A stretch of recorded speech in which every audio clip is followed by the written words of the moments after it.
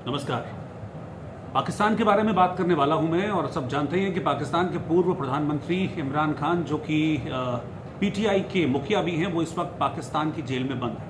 हालांकि पिछले दिनों उन्हें बहुत सारे मामलों से बरी कर दिया गया था और उसके बाद ये कहा गया था कि अगर कोई और मामला पेंडिंग नहीं है इमरान खान के ऊपर तो उनको छोड़ दिया जाए, उनको रिहा कर दिया जाए। लेकिन फिर एक और केस में इमरान खान को गिरफ्तार कर लिया गया था और इसलिए उस रिहाई के आदेश के बावजूद अभी तक इमरान खान पाकिस्तान में जेल में बंद हैं। लेकिन जेल में बंद होने के बावजूद इमरान खान के लिए एक खुशखबरी सामने आई है, और वो खुशखबरी ये है कि इमरान खान की पार्टी को सुप्रीम कोर्ट से इमरान खान को एक बड़ी राहत मिली है।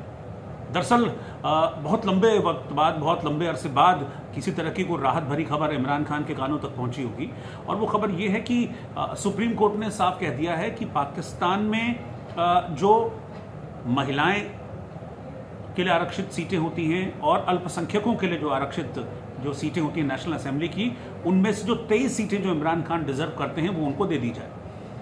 ये तो मैंने आपको सुप्रीम कोर्ट ने क्या कहा वो आपको बता दिया, लेकिन ये नौबत क्यों आई, ऐसा क्यों हुआ, क्या इसके पीछे वजह, पूरी उसकी कहानी मैं अभी आपको बताता हूं। जैसा कि आप सब जानते हैं कि अभी फरवरी में जो पाकिस्तान में चुनाव हुए थे, आम चुनाव हुए थे, उसमें इमरान खान की पार्टी बतौर पार्टी चुनाव नहीं लड़ पाई थी, क्योंकि इमरान खान की पार्टी का जो सिंबल था बल्ला यानी कि बैट, उसको छीन लिया गया था और इमरान खान की पार्टी को चुनाव से बेदखल कर दिया गया था कि वो पाकिस्तान में चुनाव नहीं लड़ सकते।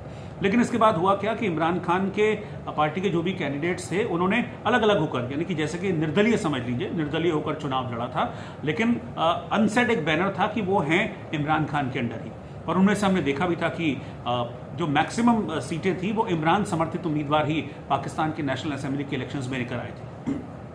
तो वो सीटें तो जीत गए, लेकिन जो और एक्स्ट्रा फायदा होना था वो फायदा नहीं हो पाया। वो कैसे होता है? वो ऐसे होता है कि पाकिस्तान की नेशनल असेंबली में 70 और 4 जो प्रोविंशियल असेंबलीज हैं उसमें 156 सीटें आरक्षित होती हैं, जिसमें महिलाओं और अल्पसंख्यकों के लिए सीटों को आरक्षित किया जाता है। और जो पार्टी जितनी सीटें जीतती है उसको उसी जीती हुई सीटों के रेशियो में जो आरक्षित सीटें होती हैं वो आवंटित कर दी जाती हैं, वो बांट दी जाती हैं कि हाँ ठीक है, आप इतनी सीटें जीते, आपका फला रेशियो आया तो ठीक है, 20 सीटें आप ले लीजिए, 50 सीटें आप ले लीजिए, ऐसे ऐसे करके उनको बांट दी जाती है। लेकिन यहीं पे इमरान खान मात खा गए। क्यों मात खा गए? क्योंकि जो बाकी पार्टीज थी, चाहे वो बिलावल की पार्टी थी या नवाज शरीफ की पार्टी थी, वो तो अपने बैनर तले लड़ी थी, लेकिन इमरान खान के पास तो कोई बैनर ही नहीं था, उनके पास तो चुनाव चिन्ह भी नहीं था, इसीलिए एक बैनर तले उनके उम्मीदवार चुनाव नहीं लड़े थे। फिर उसके बाद इमरान खान ने अपने जितने भी उम्मीदवार जीते थे उनको कहा कि भाई आप सुन्नी इत्तेहाद काउंसिल के एक बैनर तले आइए, और उस बैनर तले आने के बाद आपको फायदा ये मिलेगा, जो आरक्षित सीटें हैं वो आरक्षित सीटें आपको मिल जाएंगी, जो रिजर्व सीटें हैं वो आपको आ जाएंगी, क्योंकि आप एक बैनर तले आ जाएंगे सुन्नी इत्तेहाद काउंसिल के। अब सुन्नी इत्तेहाद काउंसिल के बैनर तले सब आ गए।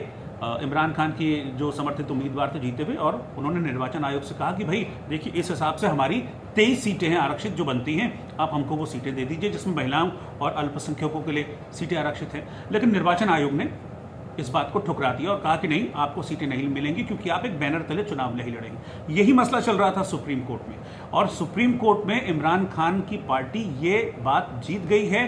ये जो मसला था इमरान खान की पार्टी इसको जीत गई है, यानी कि जो 86 सीटें इमरान खान के पास अभी हैं उनके समर्थित उम्मीदवारों की, उसकी बिना पर अब 23 सीटें और मिल जाएंगी, और जो नेशनल असेंबली में रिप्रेजेंटेशन है इमरान खान की पार्टी का वो बढ़ जाएगा, और 109 सीटें इमरान खान की पार्टी की हो जाएंगी।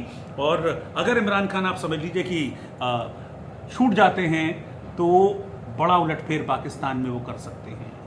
तो सुप्रीम कोर्ट के आदेश के बाद इसीलिए मैं कह रहा था कि इमरान खान के लिए खुशखबरी है, और खुशखबरी ये है कि इमरान खान अब कुछ बड़ा उलटफेर करने की स्थिति में है। संसद में पाकिस्तान की इमरान खान और मजबूत हो गए। एक तरफ तुम देख ही रहे हैं कि शहबाज शरीफ की सरकार से कितनी नाराजगी है पाकिस्तान की जनता में। महंगाई बढ़ गई है, पेट्रोल डीजल के दाम बढ़ गए हैं, आटा दाल चावल तमाम चीज़ें इतनी महंगी हैं। और पिछले दिनों तो हमने देखा भी था कि राष्ट्रपति आसिफ अली जरदारी, जिनकी पार्टी खुद पीपीपी, वो एक सरकार के साथ साझा सरकार वो चला रहे हैं नवाज शरीफ के साथ मिलकर, उनकी पार्टी के साथ मिलकर, लेकिन वो नवाज शरीफ की ही बुराई कर रहे थे कि देखिए इस सरकार ने क्या हाल कर दिया है लोगों का। तो एक तरफ तो जो गठबंधन की सरकार पाकिस्तान में चल रही है वो कमज़ोर पड़ती जा रही है, उनके बीच आपस में डिफरेंसेस बढ़ रहे हैं, एक दूसरे को बड़ी उल्टी सीधी बातें वो लोग कह रहे हैं, तो ये बता रहा है कि खिंचाव है गठबंधन में। और दूसरी तरफ इमरान खान लगातार मजबूत होते जा रहे हैं, तो हो सकता है आने वाले वक्त में पाकिस्तान में कुछ उल्टा देखने को मिल जाए, इमरान खान एक बार फिर से पाकिस्तान में सुप्रीम पावर बनकर उभरे। नमस्कार।